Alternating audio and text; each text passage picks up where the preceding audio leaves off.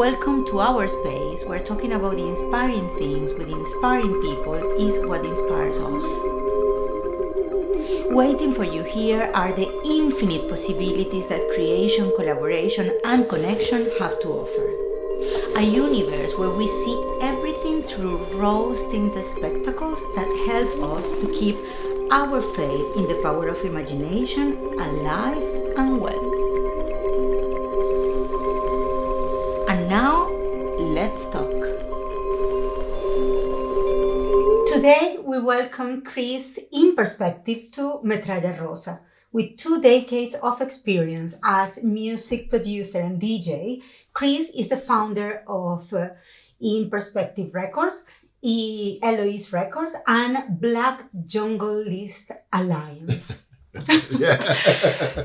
Chris believes that Black people should own Black art, and being an artist that represents jungle and drum and bass culture, the drum and bass culture of London, he definitely believes that a movement that was created by young Black kids in London should have more Black faces representing them.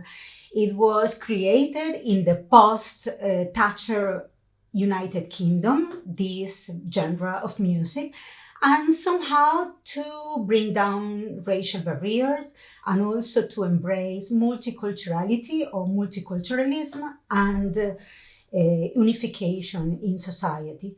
So we definitely have invited Chris to this episode of Metralla Rosa to talk about all his dreams, about his career as an artist, but also to talk about his convictions in political terms, because I think he believes Black people should own their own power. And that's a very good way to start a conversation these days. Thank you, Chris, for joining. Thanks for having me. Appreciate it. Thank you. I would like to start by the beginning, I guess. Okay. And did you found your record label in 1997? It was. It was in 1997. I was working at a place called Leatham's Larder in Camberwell. And my friend and label artist Equinox Marlon Sterling, we worked together at this food distributors, and we sat opposite each other. We make each other laugh all day, and we were just basically one day gestating and moaning about how the drum and bass scene at the time had gone for a shift. We are talking about what year? So this was so the shift that I'm talking about was probably around 95, 96. Okay, good. It's just to put myself in perspective. Yeah, sure. Try to imagine the scenery. Yeah, so there was certain tracks that come out and that changed what we enjoyed about drum and bass and jungle at the time. Now this drum and bass jungle's got a huge long history, and it'd be too long to go into here. But at a particular time, there were certain things going on. We didn't like how it changed. And we were moaning about it at work, basically. Okay. But at that time, you were already producing music? Were you already in the music industry? Not fully. I was an amateur. So, there was dabblings. I'd made, stuff on this program called Optimed. I wasn't a full-on producer, but, it's always been dabblings. And then later on in life, that's become more sort of full. But in terms of how we started Inperspective, it was just a conversation about how we wanted to try and bring back certain elements that we thought was lost at the time, around mid 96 going into 97. And then I said, as long as we keep, and I actually said the sentence, as long as we remember to keep things in perspective, we should be fine. Oh my God, the name, I love the name. It's so good. Thank you. Because everything depends on perspective. 100%. Yeah, it does open up a few ideas. Chris Inperspective is a very elegant name, I should say. Thank you very much. I mean, that was off a forum. So I just used to sign off Chris at Inperspective, and then people then started calling me Chris Inperspective, and then it just sort of stuck. So I never really named myself that. Other people kind of named me that. which beautiful. was which was quite handy. Even better. Yeah, even better. which it meant I didn't need to sort of worry about it. So the record label started with this idea of coming back to something. Yes, when you wanted to come back to some sort of old school sound. What was the intention? Very, very much so. It was an amalgam. There was 2 labels in particular that I was a big fan of, and one was Good Looking Records, and the other was Reinforced Records, and there was elements from both that I eventually, really, I always loved. So I loved the musicality of what Good Looking did. Obviously, I like the beats too, but the beats and breaks and the way they would manipulate, break beats on Reinforced was something that was very seductive and interesting to me. So I've had time to think about all this. So it sounds way more sort of like worked out. It wasn't really that worked out at the time. It was just like me going, very spontaneous. Everyone was just like, I love this. I'm just going to do this. So, started the label with some of Marlon's music under another alias. And we went and got it cut. We tried to get it distributed. And we were subsequently told that the sound that we were trying to bring back wasn't really what anyone wanted anymore. So it was really, really disappointing, and we couldn't get it distributed. Tried to distribute some of it ourselves, and it didn't work. And then fast forward maybe sort of 3 years later, I decided to sort of go back to the drawing board and then start releasing more music. And then because we had a night technicality that we started in 99, when I started the label back, we had a place to play the music. So we were able to then sort of build up our own audience at the night at a club called Herbal. And that was sort of key to growing the label, and having a night and a label sort of work side by side was one of the reasons why we were able to push on and become, sort of what we are now today. So, it's crazy to think that, it'll be 25 years next year. Which is mental. It is. And if you go back a little bit further, why do you think your interest for music, where and why it started? With me, like with a lot of first generation Caribbean kids, it was with their parents. Where were your parents from? So my mum was from Grenada and my dad was from Barbados. Oh, wow. And they met here in London and had 5 kids, which I'm number 4. Number 4? 4, yeah. So I'm the 4th son. You are not the older, but the after the older one. Yeah, so I've got my older sister Dawn, then Nigel, then Leroy, then me, then my younger sister Michelle.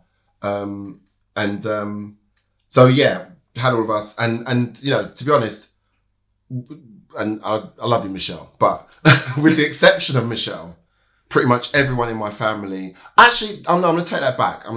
No, because Michelle, I'll explain about Michelle.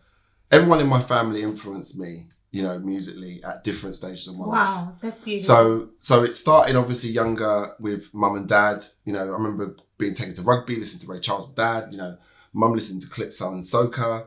Then hearing Kiss FM when it was still a pirate radio station being played by my brothers. Hearing Duran Duran and certain stuff coming out. Manhattan Transfer coming out of Dawn's bedroom, my older sister. And then years later, when me and Michelle were old enough, my younger sister were old enough to go clubbing together, we'd go to like Hanover Grand and, check out all the disco house and, all that sort of stuff. So that's where my love of that stuff comes from, with going out with my younger sister. So yeah, I was about to leave you out, Mish, but it's fine. But they've all had an influence, and all of that soup. And one of the other thing that I think was always a major influence to me was, it's always been a weird theory, but TV theme tunes. Because when I was, the time that I grew up, they were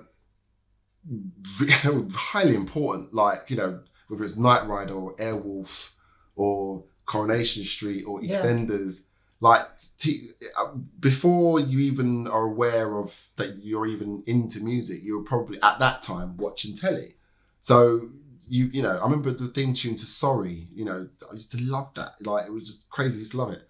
Like, but I did. I just said, was it Ronnie Corbett? I cannot follow the reference. No, so sorry. Was this really 70s, like, you know, early 80s TV sitcom featuring Ronnie Corbett, who was part of a comedy duo called the Two Ronnies, and it was basically about a man in his, I guess, his 40s, still living with his mother. Okay, now I maybe know that. Yeah, so it's really traditional British, very, very British comedy. So not that funny, but the theme tune was just incredible. It was done on a fairlight, and it was really spacey, and, you know, Doctor Who themes and stuff. So, you know, but then hearing Knight Rider, Mike Post, you know, Hill Street Blues, Dallas Dynasty, just all these shows that were pummeled, you know, at me, as well as hearing all the music. You know, I guess it was probably inevitable. Was there everywhere. Yeah. And do you, when historically, the information we all universally have about the beginning of jungle music is that it was created in the London. It was somehow the first person that used the name apparently was this Congo Nati. Yeah. So there's were you around? What do you think? I wasn't around. I'm slightly too young for that, but I will always stay well away from that subject, to be honest with you, because you are not that sure. Well, it's because there's so many different arguments about where it started, who started it, I think it's not as clear and defined as hip hop. There's sort of like Bed-Stuy, and there's certain areas of, New York where it was definitively blocks you could say it started on. I don't think it was like that here. I think the nature of how we're way more mixed culturally in the UK meant that it kind of happened in terracells around the country, I think. So there was stuff going on in Birmingham, there's stuff going on in London, there's Bristol, there's Manchester. So you basically you don't agree about London as the only. I think that's the most. I think that's the most commonly said argument. Yeah. That's the most commonly said narrative. But who? But it's definitely been born in the UK. Yeah, but exactly. The most important thing is it's a UK thing. It's a UK. I think that's what's primarily what I've always been proudest about it, and the fact that it's grown to, to morph and change in other countries the way it has done has been brilliant. Musically speaking, it's definitely more, it's super experimental and brings to the electronic music scene some elements that are very present in all Caribbean music scene. For example, the fact that a final product is not final. It sounds like a work in process. It sounds like, for example, I don't know if you are familiar with some Cuban song, and many of the musicians in the salsa environment, for example, they jam when they are on stage. So somehow it's a way to challenge the sense of structure and the sense of final piece that in Western societies we have. Somehow we the Black music in general allows this sense of work in progress. We are still making this thing, and anyway, we are sharing it with you and ready to enjoy it all together. Do you think that element is present in jungle and drum and bass? I think there's definitely there's definitely a collaborative and unifying element to jungle and drum and bass. It not only does it unify by pulling elements in from pretty much every genre out there, like a collage of sounds. 100%. I mean, look, you name this style of music, there's probably been someone who's tried to do a drum and bass variant of that. Like, from rock to, it doesn't matter what type of music. There's techno influenced drum and bass, there's house influenced drum and bass. Yeah. There's like the footwork, hipster jungle, as some people call it, sort of like 160. Well, I mean, then you've got the traditional, jungle-tastic, jungle reggae, jungle, you know what I mean? You've got that, jungle, you know what I mean? Real jungle. Exactly. But you've got that original sort of sound, and you've got like the more experimental and left field, like what we have on Inperspective Records, and that's very influenced by jazz, and and then there's people that are influenced by techno. I mean, it's just never ending, and being in the position that I'm in, and I work with R&S as well, and I get sent so much music that are clearly variants of jungle. If you look at the whole of the breakcore scene, that's a variant of jungle, and listen to most of Aphex Twin or Square Push's work. They're essentially making, just super high version of jungle. There's also a very present element of the historically speaking, UK was, after Thatcher, all the situation was a little bit depressive in the UK, a little bit disenfranchised. And the sound of jungle and the sound of what we call today drum and bass is slightly darker than the other genres of dance music that were at the time in the scene. Do you think that that's because of this political situation UK was coming across? I think if you actually break down I mean, I can't necessarily speak for house, but if you look at techno, hip hop, and jungle, there was some melancholic spirit in all of them. They've all come from I mean, techno, literally come from the fact that the motor industry, left Detroit, and there was just nothing there. I mean, I've been to Detroit. It's crazy. I mean, it's crazy. It's just, it's still kind of like Pittsburgh is like what Detroit was then. It feels like it couldn't have been born in any other city. That music, right? I think it's quite interesting that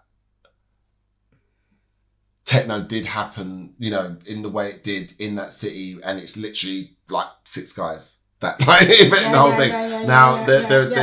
There's a few arguments against that. There's some that I know and love dearly who believe that techno is born more in Europe and that it wasn't necessarily these guys, but the less said about that the better. But it's an interesting history, and I do think that out of there's always darkest before the dawn a little bit, and I think out of destitute, when you've got bad situations, I think you always have a level of optimism and great creativity. And that's because you had the poll tax riots, and, after Thatcher or during Thatcher, there was all that sort of stuff that was going on. And that's it was a little bit optimistic in the surface, but there were a lot of problems in the inner city. 100%. And the what was it? The criminal justice bill they brought in, didn't they, to try and stop like raves and stuff? And yes, in America they had the Rave Act, which I believe Joe Biden brought in. I think, if I'm not mistaken, I might have to fact check that. But anyway, that's just a mad aside. Sorry. So, but there's an element of dark, a little bit more sad, or a little bit more less optimistic than other rhythms that were at that same moment around. I think the depending on where the music came from in the country, there were different kind of elements and different kind of ideas. Like, there was like a northern thing, where you had like a 4/4 that in the very early days of jungle drum and bass you'd have, and that sort of disappeared after a while. But they always had their particular sound, and the Bristol guys had a particular sound, the London guys had a particular sound. But then there was people in Ipswich, and it was so far and spread wide. But I don't think it was all dark. Okay. I think that a lot of the music actually, went sort of like between sort of like 93, 94 to then up to say about 95 was very musical and optimistic, some of it, and some were dark, some weren't. There was people that were doing all kinds of different ideas. And I'm also very interested on things like, for example, in general, jungle and drum and bass have this sense of rhythm over melody. Yeah. And in Western music, in general, has been always the opposite. And a way to reverse sometimes the way that powers plays on society, very strong, it's through music or through things that people will celebrate, even without thinking of this. But you are creating disruption, you are creating another way of thinking, another way of seeing at things. Do you think that's one of the powerful things of this kind of music? The way they reverse the power stages. So it's funny you said that, rhythm over melody, because Equinox, my good friend, and he always had this saying, the songs in the beats. One of the beats, yeah, exactly. So one of the sort of like darker corners, if you like, of the jungle and drum and bass scene is something called drum funk, for example. And that is very much drum funk. So that was a term coined by... You like that. I love that term. I love playing it, yeah. But it was a term coined by Paradox, Dev Paradox. Incredible artist and veteran of the scene, and very much an underground and overground hero. You know, he's worked in both.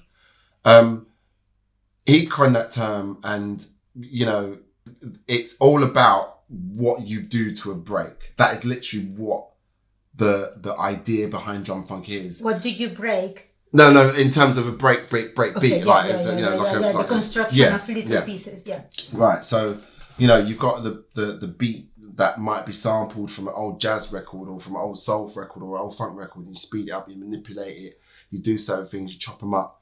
And in that creation and that sort of pure artistry, there's so many variants. There's not just drum funk. There's people that make, like, you know, tunes that use a particular break called the Amen break, and, you know, that are sort of masters of just using that one particular break. So Equinox, for example, my good friend, is a master at doing that. So there's so much. It's so rich and so complex, the myriad of styles within drum and bass. And I mean, I'm just talking about all the underground stuff that's around me.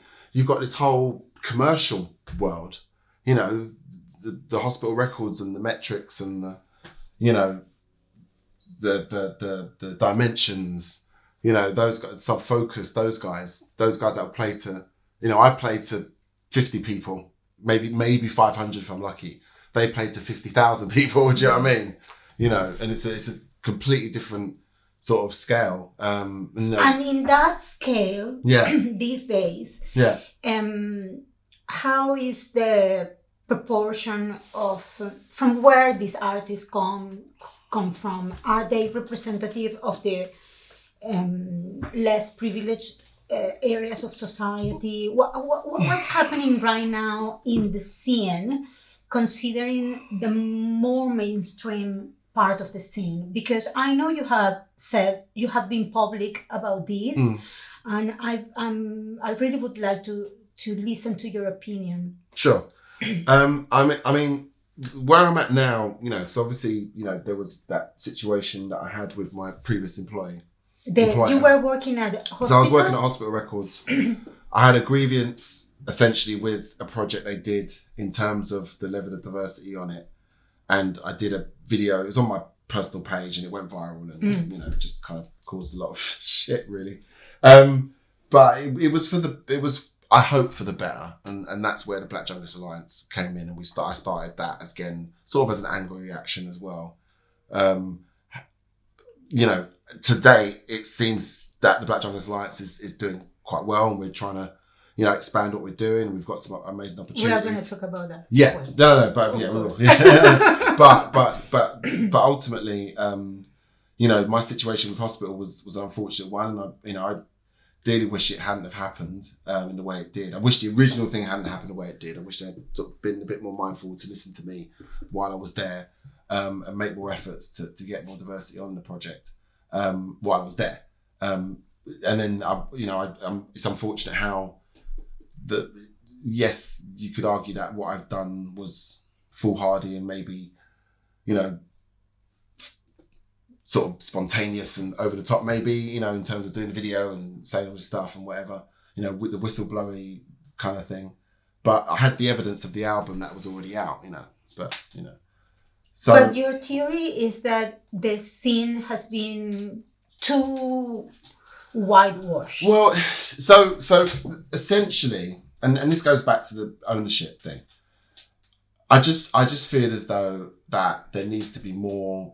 It's all good and well saying there needs to be more black artists. That's one thing, or LGBTQ artists or female artists. You know, for example, it's all good and well saying that. But I'm saying now, and this is one of the things that we want to try and achieve with the BJA is like, where are the sync managers? Where are the publishers? You know, the people that run the publishing companies and who are setting up publishing, who the artist management, the A&Rs, like. If you're a DJ today, the likelihood of you becoming the next Andy C, what is it, 1,000 to 1, 2,000 to 1, 1,000,000 to 1, really, probably. It's very, so one of the things we want to try and do at the BJA, so yeah, you can be a DJ, but maybe also find out about being this, which would keep you in the music industry and you could earn loads of money from it and you can still be a DJ and have your fun, do whatever. But there's this job that you can also do. And in most instances in the music industry right now, especially in the UK, those power positions that I was talking about and that are very influential are all mostly run, you know, owned by white people. And then that's not a bad thing. I'm not saying it's a bad thing, but per se, but it's also not very. But it would be useful and I think beneficial for everyone for there to be some change there and some, you know, a little bit of diversity. So more than the talent, it's about the people in position of powers inside of the industry. What you think should be less whitewashed? You see, I think that's what allowed. When after the video came out, I had so many conversations with people like about how we got here, like, and. They were all white, right? That I was mostly talking to. Yes, but I was talking to black people as well, but we were having different conversations. How we got, because black people knew how we got there. We could see it happening. You know, we saw it happening at the time. How we got here? Yeah, but no? White people were sort of like, well, you know, I didn't know, and I was sort of asking people, you know, like, did you not see like the events? Did you not look at lineups? Did you not sort of see how it was all starting to become, you know, a certain way? Was there no? And they just, no. And there's no reason for them to necessarily do that. And I don't vilify them for it. It's not about vilification. It's just about reminding, actually, you know, when I'm talking to certain white individuals and they all have stories about how a black DJ got them into the scene or a black friend of theirs got them into doing what they are now doing.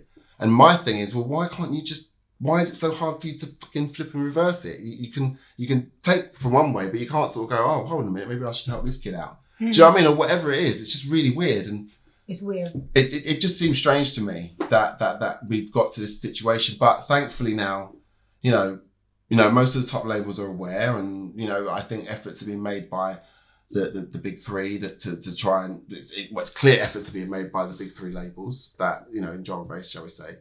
Or the big five, you could argue. But one of your points, and it was quite interesting in one of the blogs I read, and I posted yesterday. Okay, all right, my Facebook. Yeah, I saw that. Thanks for that. Yeah, is that I think it's quite an interesting point. If this is a UK thing, yeah, and all labels are here, pretty much, yeah, and the decisions can be made, yeah. Why we don't make them? Because they can't just change their staff overnight, right? So just because I've said some shit, they can't then just go, okay, you lot are all fired, we're going to get a bunch of black people in. That's just not going to happen. Hospital hire like 30 staff. Like, I don't know how many black staff members they have now. I don't know. I would hazard still very little. Right now, but you were there, and you are not there anymore. I was there, and I'm not there anymore. No, but but do you know who is in your they Is it a white person now? technically, Technically. yeah. Because the sub-label of Hospital now is Solvent, and so that's the MD's nephew that runs Solvent Recordings. So Who is someone who I have a lot of respect for, and I have a lot of time for, to be fair. But they're now the label that sort of builds up new artists, and then hopefully they can evolve onto Hospital Records, which is what Med School was or began as, and then became something else, which is the label that I was running for alongside Chris Dexter. Shout out Dexter. For 2 years, almost 2 years. But look, the bottom line is that I still learn a lot from them. I don't want people who see this to think that I was ungrateful, because for the majority of the time, they were very, very good to me, and no one there. And you to them, I guess. Well, I thought so. But no one there, is the part, and I know people there probably, they hate my guts on some level, but they have to know that it's not about them. It's not about them. It's about the whole system. It's not about them. And because it is about the whole system, you have created this amazing project, which is Black Junglist Alliance. How do you say alliance? Alliance. Alliance. I always said that in a Spanish way. Yeah. And it's been amazing. I'm interested to know. It's a young project. Sure. Was it an answer to somehow all that stuff that happened in 2020? Tell me what's the main goal for you. Okay. And also, I'm curious to know if the name comes from that documentary of Channel 4, Junglist. Junglist? I don't know. I haven't You haven't seen it? No. It's about the jungle scene. Oh, no, I haven't seen it. No. Junglist is a term. It's called like that, Junglist. It's called Junglist as well. Yeah, well, Junglist is a term for, it's basically a person that likes jungle. So if you like jungle, you're a junglist. Of course. So it's like, like a Londonist. Yeah, or like a racist. But, for example. But, I don't know, you know what I mean? Or misogynist, for example. Exactly. Any examples. You get it. But so the Black Junglist Alliance, ultimately the main aim was just to, what it really was started on was a couple of things. Obviously, when this video came out, it was sort of like an apology to the Black community almost in the scene for not doing more to try and solve this problem at this label. And, it worked out how it did, but once I started the Black Junglist Alliance, it was started out of anger, but it very quickly became, because of the people that, so Charlotte and Akoya and Coulty and Neil, Shiloh and Darren, Dilo, and shout out to Jordan as well. I have seen the lives, so I'm more or less familiar with some of the names. Yeah, so sure. Yeah, no, we've got a great team and it's good fun, and not always. Sometimes we get a bit wrought with each other, or whatever. But ultimately, we're in the process of applying for some funding, and we've got a project that we want to do that we're really excited about, which I was talking about in terms of sort of like a reskills program. So like I said, we want the DJ or the vocalist or the MC or the producer to also know how to do something else. We're not telling them, we're not doing Rishi Sunak telling people to retrain and become like, IT experts, but we're saying that there's other things in the music industry are necessary, that are really necessary, really important, and that you especially could these do. days, that people does everything. You are expected to know things, how to make a video, to how to make a song, and then be your own marketing manager. Pretty much everything you have to do. I mean that probably won't change, but some of those people may become PR, that's something actually we hadn't even thought of, to be honest. But there's just a lot of positions in the industry out there that are obtainable by people that are probably perfect for those positions and do really well. But they keep going. Sorry, I was just going to say, they keep going to the sort of same kind of boring ass graduates. Do you know what I mean? Essentially, and it's just like, and there's probably great people over here who do a much more interesting and dynamic job. Just my opinion. What's right now the difference in terms of editorial vision between the labels you have, Inperspective Records and So, Black? Black Junglist Alliance It's not a label, and that's no. So we will be doing the label. Something we discussed it recently. Yeah, that is one of the things we want to do. But Inperspective Records, Eloisa, and Eloisa. What's the difference? So why Eloisa was so Eloisa born? was a gentleman called Matt Moss, and I, while I was at hospital, I just was starting to enjoy the idea of maybe trying to do a sort of more, upfront drum and bass label. Inperspective was very experimental and always very left field, and and it would just jazzy. Jazzy, futuristic, all sorts. But with Eloisa, if someone sent in a really good jump up release, I could never put that out in Perspective because of the style of music it was. But if I liked it, then I had a place now. So now I could put it out on Eloisa. So it became a place where I could put out music that wouldn't necessarily, be able to come out in Perspective, but is more maybe commercially minded, is more vocal, is more like liquid, all that sort of stuff. So it's been really fun doing it, and it's been really fun building it. And we've got a great team, sort of helping me with all the, helping me running the shit really. So with Manveer and Anna and Jordan and Andy, Ben as well. They all do fantastic jobs, with helping me with all the stuff that needs to be done. Got a shout out Mo as well, takes care of all the websites, and I've got a nice little sort of team now, of people that I work with and know really well. And I'm hoping that the next sort of 6-8 months, year, sort of leads to as much success as possible. But Black Junglist Alliance, though, in terms of what that's doing, this main sort of educational program we're doing called Set Speed is like the primary focus now. It's more about education and getting together and discuss, having a place to discuss some stuff that needs to be discussed. It started off as a private group to do that, but very quickly we ran out of, because we've been talking about this stuff for years. It's just there's nothing new to say. It's just like the private group doesn't really do much now. People post stuff up in there, but no one has it, because we all know what the problem is. We all know what the problem is. It was fine.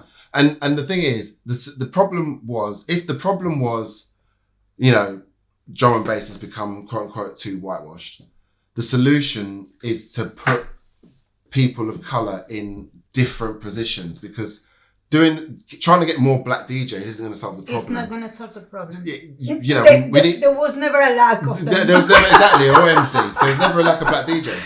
Like, we are there, or producers. There's lots of talent out there. There's never an issue, really. But there's very few black label bosses. I'm one. Stretch is another. Do you think it's the same problem that women face? Like 100%. Historically, we have been for so long put it on a backside that it's even hard to believe you can do it, even if you know you can, even if you have done it. Yeah. If you stand in front of a white man that corresponds to the ideal of a boss, you immediately say yes to whatever they say, and it's possible. It's probably not fair, but it is a situation that starts in your mind, and it reflects a social system, but it's also inside of each one of us. Sure. I mean, obviously, I can't speak on the. Well, I can surmise on the female experience. I mean, one of the great things, there's an organisation called EQ50, and they do much in a similar what we do. I think, they don't do similar things. They do very different things in terms of, but they're essentially looking about diversity from, a female perspective and LGBTQ perspective as well.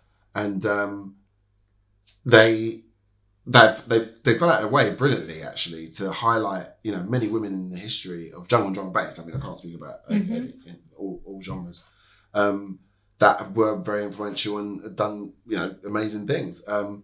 I keep thinking of the night that I used to go to in Peckham, Laserdrome, in a sense, was run by Sonia. Shola Amo is a singer, is her mum.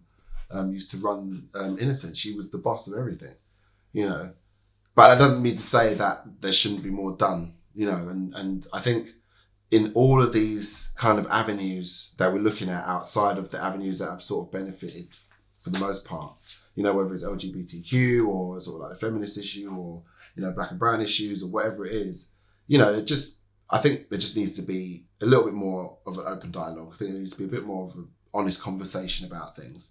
And I think we have to stop vilifying, because I think, yeah, I just don't think it helps that much. No, it doesn't. It's fun. Don't get me wrong, but it's fun. It's fun. But it doesn't help, because, when you're in the groups and you moan about white people and stuff, yeah. I get it. It is fun, right? But at the same time, a lot of us have cried a lot and been upset and have, had terrible experiences. And, it's, it would just be good it would to hope that all of this kind of turmoil that, I still feel like I have caused in the scene, it sort of comes out as sort of a peaceful resolution. Something and something constructive and just maybe a bit of togetherness.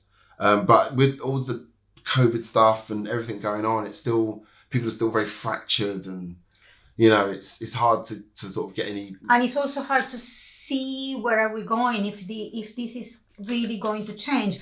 I would like to, now that we were talking about the female presence, sure. I would like to read these that you wrote in that same post I was mentioning before. Black women in particular really need to be seen right now for a whole myriad of reasons, which are so complex and in so many levels, on so many levels. There are people that I know who could be able to write a whole thesis on this, because the misrepresentation of Black women in society first and foremost, but also in jungle and drum and bass is so bad.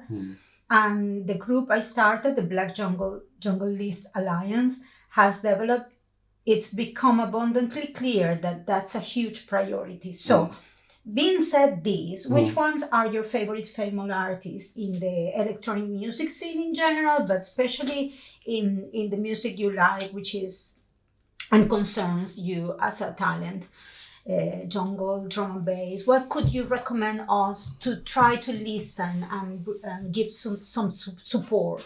Definitely Sheba Q. In terms of an artist, Maggie has really come along. She's written some amazing music recently and has featured as a singer on other people's stuff as well. She worked with Double O and a few other artists, and she's an amazing, incredible DJ as well. Really, really great DJ.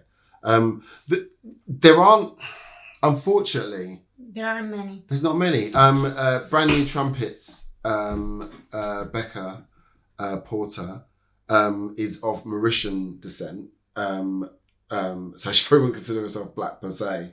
But she lives here? She lives here, yeah. She's here. All these names you are mentioning? Yeah, still based here. They for the are most around.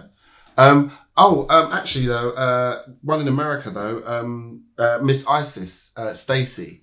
I keep forgetting she makes music. It's really bad, but yeah, she's a Black female DJ from America. She's incredible. She's a brilliant DJ, really, really good DJ. Okay. And she actually makes she had a release out on Repertoire, my good compatriots there at Repertoire put out, I think, a release of hers recently. So yeah, she's someone I'll definitely recommend check out. But again, it's like, as I'm sort of scouring my brain, I'm trying to think, right, Black female and in your producers. in your record, in your labels, have you had women? No. And that's something that Mampir is going to moan You at me. need to do that. Well, this is the thing, and like people are, even if it's a conscious effort. The thing is, you have to start. Let me just quantify that. In on Eloisa, we've had plenty of women. Sorry. Okay. On Inperspective, no, because there aren't currently, as far as I have been able to find, any experimental drum and bass female artists. Okay. I'm hoping that someone sees this and is screaming at the screen and goes, I am. I am Fine, then send me your perfectly music, fine. please. Yeah. Send me your shit. Okay. But it's a problem. Myself and Manvir, we've been talking about it for quite some time, and we're scratching our heads, to be honest. It's a tricky one. And do you try to consciously do an effort to support people of color, not only Black people, but in general? Oh, well, I mean, if you look at my label and the different, parts of the world where people have come from, yeah, I mean, it's clear to see. And, the bottom line is that there's some in the BJA that use the term non-white, right? So there was a feeling that, we're going to look out for everyone in that field. But I kind of want to have it as an inclusive ethos as possible. So when we do start Set Speed, if there are white people that want to get involved, of course, with the Black Junglist Alliance, I'm not. Yeah, we definitely assuming. would. No. But it's something that because that's how it should be. That's how. We feel it should be, and also, how does it benefit us to be almost like the same as what we're kind of fighting against? You know what I mean? Because if there's an argument, there's a club, and certain people aren't being let in. If we start a club over here and don't let certain people in. No, and it's not necessary to be overprotected or patronized. Sure. It's just being conscious of sometimes a little extra effort needs to be done because we are not always aware that the systemic conflict affects also our little projects in many ways. Yeah. So being always extra conscious about these things it's not bad. It's actually a good thing. It's a great thing for everyone and for the industry in general. So Pixis Marissa, who's an artist on Eloisa, she's been brilliant because she has been very much, she's not, I would argue she's probably not a flag waving feminist, I would argue. But what I really like about her, she's very pro woman. If that's a fair way of saying it. It's like me it's rather than me being anti-white, I'm pro-black. Do you know what I mean? Yeah. I just want to talk about what amazing things Black people can do. That's what I want Black Junglist Alliance to be. But we have to stop assuming that because you are pro something, you are anti the other thing.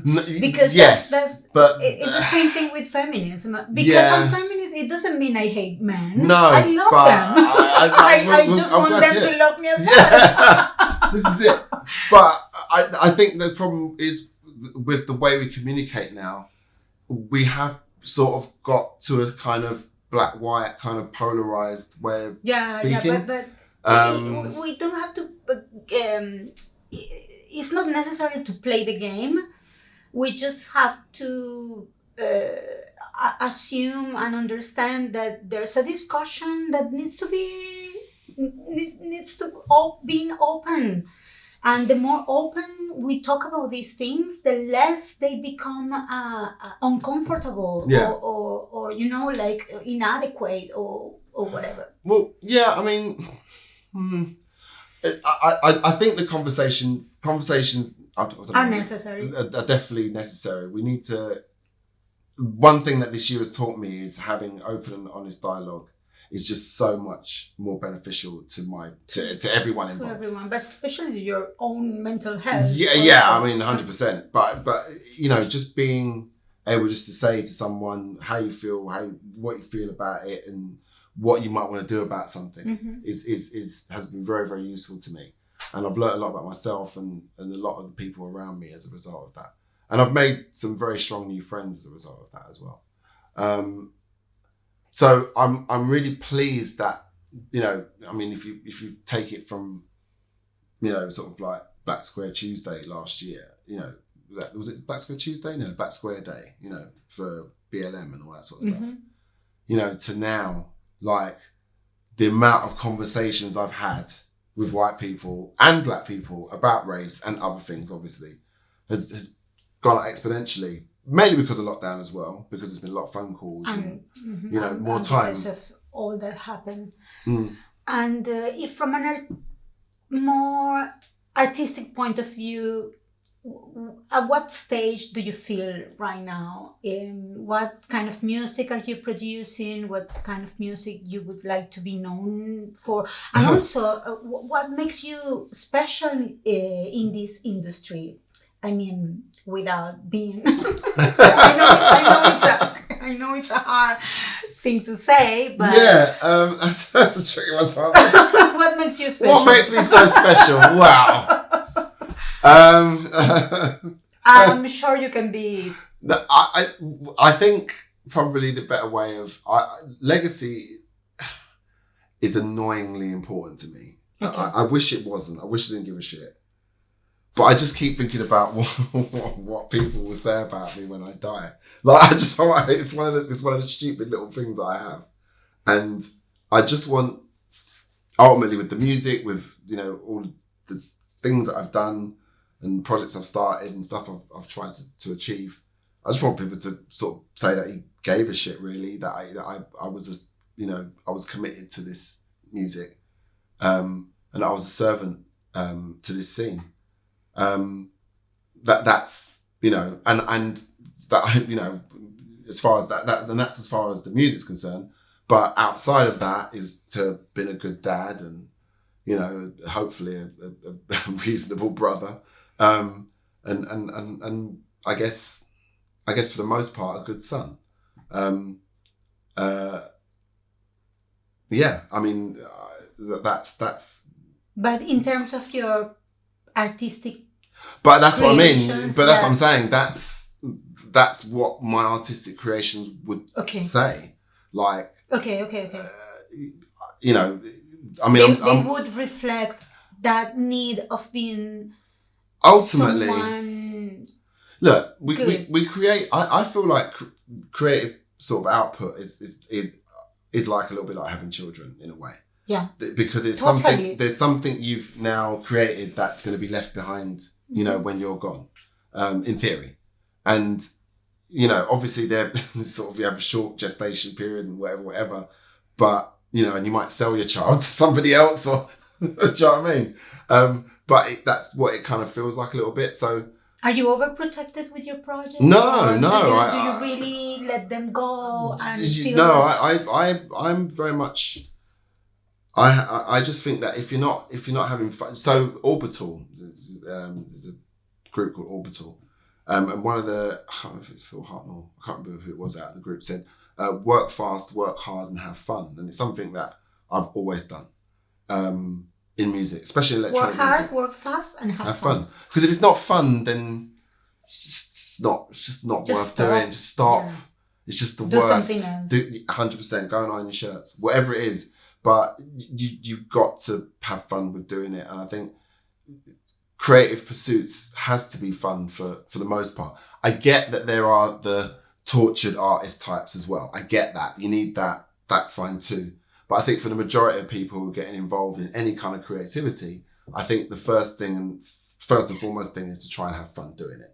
And what's the more challenging aspect of this role you play, creating music, sharing music, thinking about music, communicating music? What's something you maybe don't like or challenge you more? The business side of like making money with it. Yeah, trying to make sure that you're profitable and exactly. Stuff. That's the bit. How do you make money these days when everything seems to be free? Well, see, that's the thing. Everything isn't and it shouldn't be. Like, if you've not got a paid Spotify account, that's fine. But maybe you've got a paid Apple Music one, or you've got a Deezer, or you're paying to somebody. All your music is in Spotify, for example. Yeah. I think it's important. Like, I just think that especially small independent labels like my own, I think you have to give yourself as many opportunities to get your music out to as many people as possible. So to avoid certain platforms in some vain political kind of gesture, it doesn't help. Anyone. It doesn't help anyone. You just Now I get that. Say Bankcamp is very attractive because it's got this kind of earthy, kind of cliquey thing going on with it. So people really like the idea that you can go on Bankcamp and really be part of the label and stuff. 100% get that.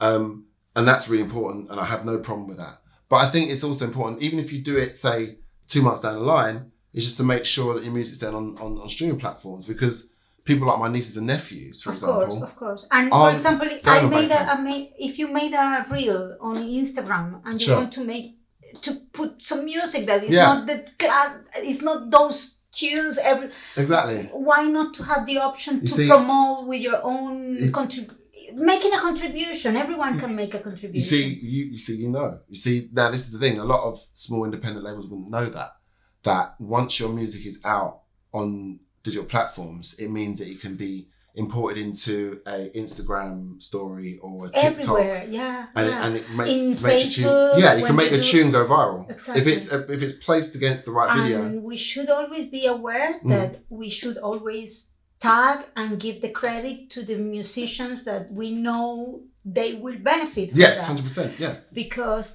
we can all become part of this new story we're trying to draw. But that's what I'm saying.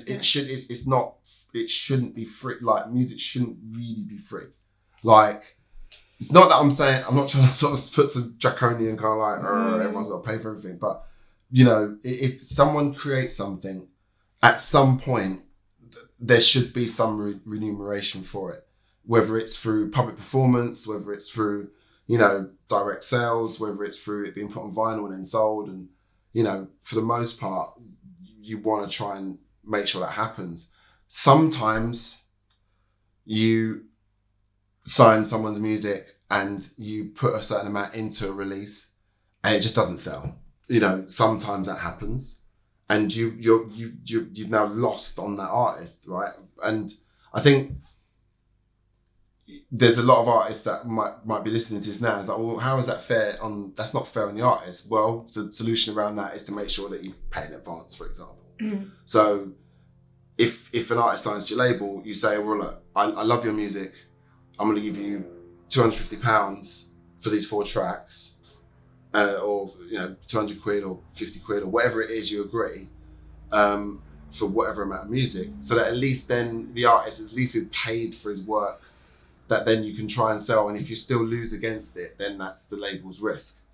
You hope that you sign someone's music, you pay them in advance, and you can recoup that advance and then some and make money. That sounds fair. So that's the way around that, and that's what I try to do. So yeah, I mean, there's lots of ways. Business. That's the challenge. Business side. Yeah, because the thing is, at least that's the way that, going back, you know, obviously before we were talking about something that happened in Croatia, but we won't go into that now. But that's what I'm saying. It's like, if you run things that way, and this is, you know, in fairness, this is something I learned at hospital. If you run things in that way, then the artist feels at least that support. Yeah, that their art is worth something. Yeah, they are not on their own completely, and also that they have to work for free. Well, this is it. The majority of labels will say, "All right, we'll take your music, we'll put it out, and then when it makes money, we'll pay you." And it's like, okay, but the risk should be on the label. If you believe in the artist, then you take that. It's the gamble that the label makes. Even editorial publishing, they know that to write a book, you will need a year of writing the book, so they have to pay you in advance. Yeah, sure, exactly. It's exactly the same. Exactly. It should be the same. And I mean, a bigger label, you know, will pay bigger advances. They do. Yeah, I mean, you know.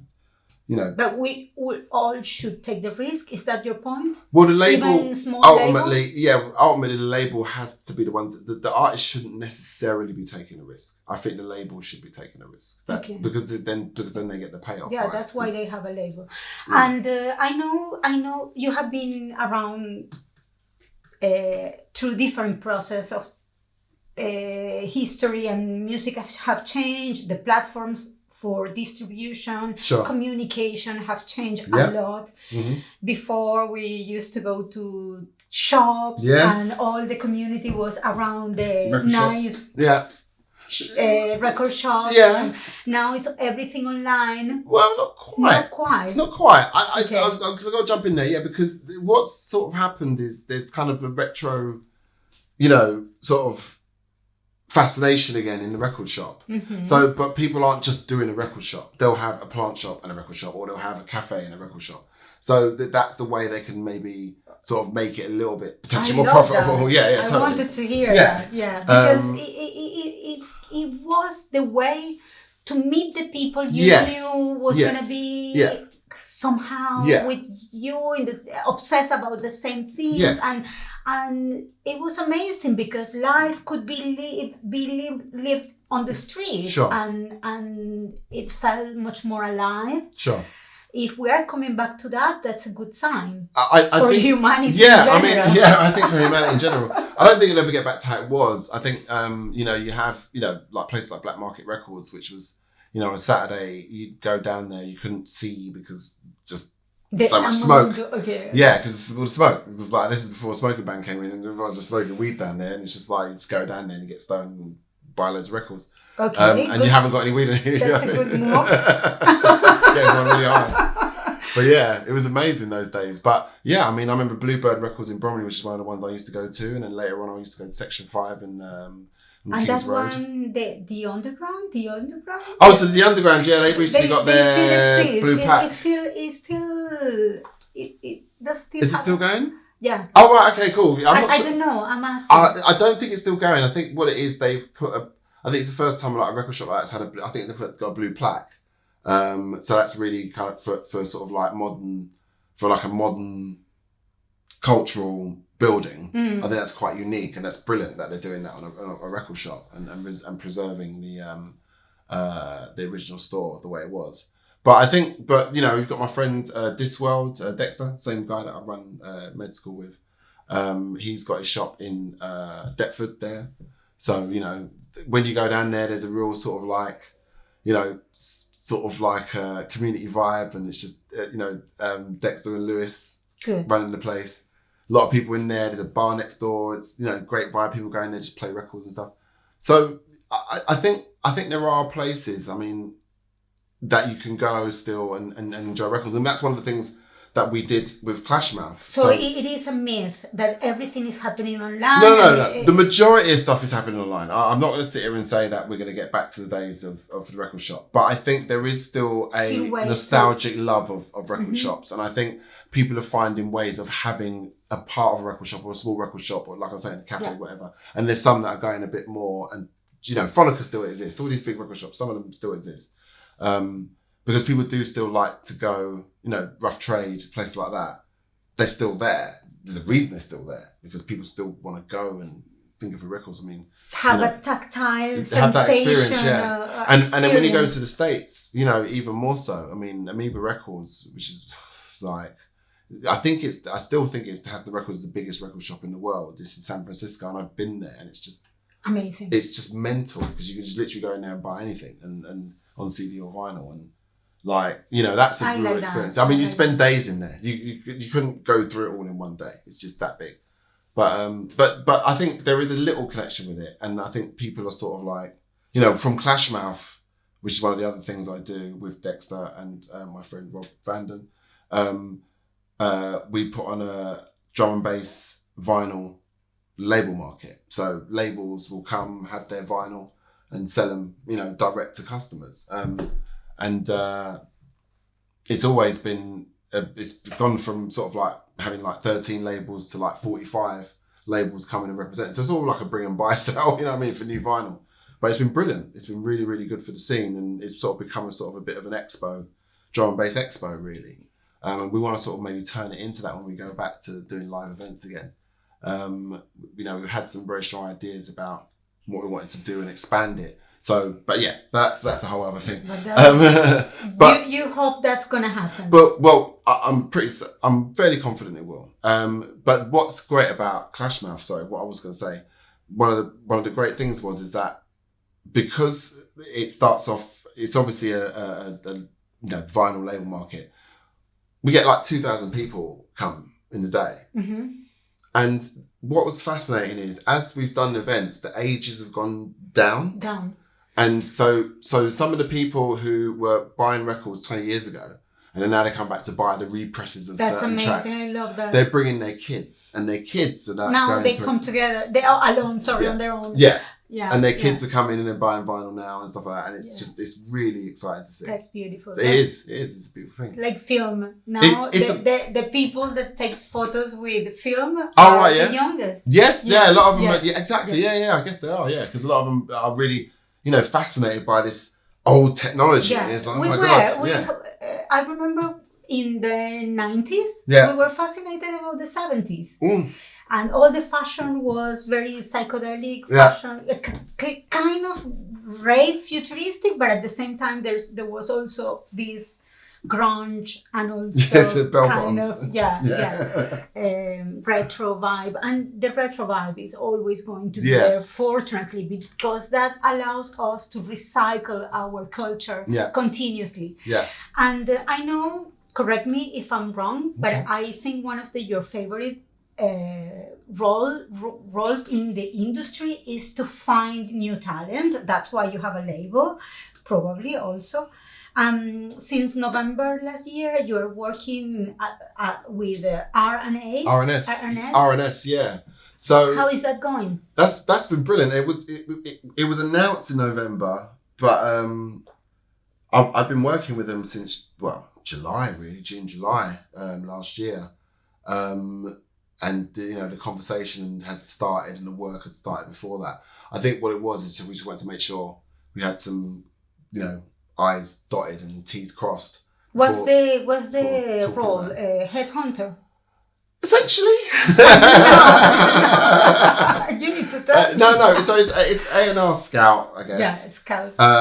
But it's just I'm someone that. So I do a couple of things for them. So what I do is, one, I can find projects. Mm-hmm. 2, projects come into me that I think are great, and then I go and bring them to Renat. And 3, I can try and create a project. So it might be there's a vocalist over here, and then there's a producer over here, let's see if we can they get them to work together on something. That's a bit of drum and bass. Well, I mean, it is a bit of that collaborative spirit, very much so. But it doesn't necessarily. It probably won't end up as drum and bass on RNS. Okay. That's the thing. RNS is a sort of legendary techno label. But Renat, Renat. No, I meant the process of. Oh right, it's a bit like drum and bass. I see what you mean. Breaking things and combining. And combining them together. Yes, I see what you mean. Yes, okay. As a process is a drum and bass. Sorry, I missed it. I'm sorry. Okay, no, I get you. No, so it is a bit like that, and it's so much fun, and like, especially when you sort of say, oh, do you know? Let me introduce you to this person. This person's really cool, and you might get on. And maybe you might make something amazing together. Wow, I love that. And that's it's amazing. Such a good karma. It is great. It's so much fun. Try to do positive alliances 100%, between people and between talent and 100%. Because a lot of the time people are just out there on their own and they're floating around, and it just they might just need an anchor to totally. And this person just needs someone to maybe pull them up a bit. You know what I mean? And sometimes you can get that combination. Sometimes it doesn't work. And sometimes you will hear music. So, for example, someone played me this band, this Swiss sort of jazz funk band. I'm not going to say their name because I want to still sign them, hopefully. And I managed to get in touch with their manager and had a great chat. And they're doing an album for another label. But hopefully, towards the end of this year, I'll be able to go back and get them. Do you know what I mean? For RNS. And they're amazing, and like they're really, really good, and they're so good. I don't want to say their name, but I really want to say their name, but I don't want people to all jump on them. So that's one. That's really exciting. That's the kind of things. That's exciting. It is. Yeah, that's exciting. And like what's brilliant as well is that I've got 5,000 friends in my Facebook, right? So a lot of them produce, a lot of people are making music, a lot of them not making drum and bass. So since that announcement, what's been brilliant is... Are you getting a lot of stuff? So much people are sending me music from just my friends list. And some of it's amazing. Do you know what I mean? Some people that are like, I'd never even knew that made music. I'd sending me music and it's like, oh shit, I didn't used to make this sort of stuff. And it's like, well, they just didn't make drum and bass. So they had no reason to send me music before. But now... It keeps you also very young and alive and vibrantly engaged. It does. Whatever it does. Well, I'm signing a lot of old guys as well. And that's the only thing. They're all old as me. But... I guess those ones that are comfortable enough to get to me. It's the best part. I agree. No, it is. It does keep me young. It does keep me young. And because we are getting to the end of this conversation, I would like to quote you to end. Don't be scared. Okay. It's a beautiful quote. Okay. Anything fucking cool you like, a black person probably invented it. In music, that is. With blues, we literally made the pain and suffering of slavery and the years after into a global phenomenon. That's what black people are capable of doing. Thank you, Chris, for being with us. Cheers, It was thank a you. pleasure. Cheers. Can I hug you? Yeah. Thank you. Mwah. Cheers. Cheers. And Cool. see you next time. I hope so.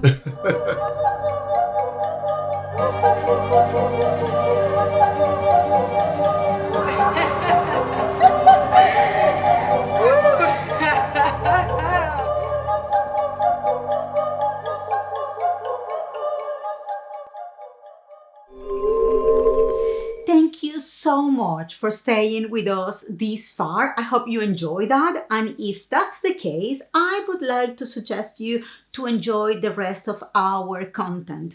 Also, if you haven't done it yet, please subscribe to our channel and hit the bell so you can get notifications every time we share a new episode with all of you.